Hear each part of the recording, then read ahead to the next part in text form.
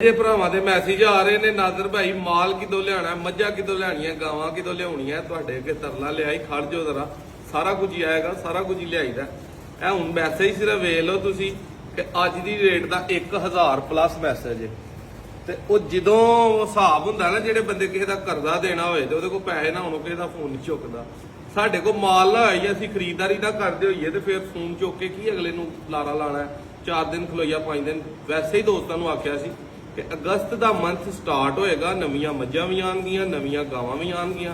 ਇਨਸ਼ਾਅੱਲਾ ਮਕੂਲ ਰੇਟ ਤੇ ਤੁਹਾਨੂੰ ਸਾਂਭ ਸੁਤਰ ਕੇ ਦੁੱਧ ਚੁਆ ਕੇ ਦਾਂਗੇ।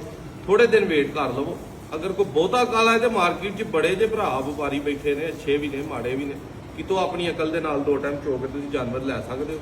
ਲੇਕਿਨ ਜਿਨ੍ਹਾਂ ਦਾ ਨਾਦਰ ਭਾਈ ਦਾ ਹੀ ਖਲੋਂਦਾ, ਹੋਰ ਕਿਤੇ ਕਲੇਜਾ ਨਹੀਂ ਖਲੋਂਦਾ, ਉਹਨਾਂ ਅੱਗੇ ਗੁਜ਼ਾਰਿਸ਼ ਹੈ ਕਿ ਇਹ ਮਹੀਨਾ ਔਖਾ ਸੌਖਾ ਕੱਢੋ, ਕਿਉਂਕਿ ਸੂਆ ਚੱਲ ਪਿਆ ਹੈ ਤੇ ਵਪਾਰੀਆਂ ਦੀ ਹਲੇ ਵਾਹ ਖਰਾਬ ਹੈ।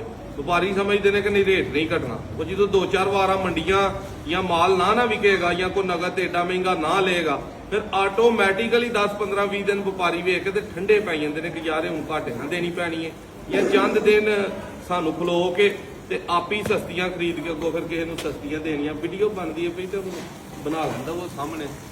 ਤੇ ਵੀਡੀਓ ਅੱਛੀ ਲੱਗੇ ਸ਼ੇਅਰ ਕਰਿਓ ਜੇ।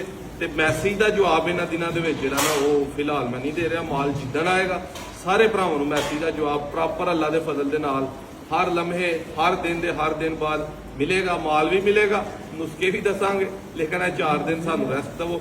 ਇਨਸ਼ਾਅੱਲਾ ਤੁਹਾਨੂੰ ਪੂਰੇ ਤਰੀਕੇਕਾਰ ਦਾ ਸੁਥਰਾ ਤੇ ਸਾਫ ਮਾਲ ਮਿਲੇਗਾ। ਆਪਣੇ ਉਸ ਅਦਰੇ ਮੈਨੂੰ ਇਜਾਜ਼ਤ ਦਵੋ।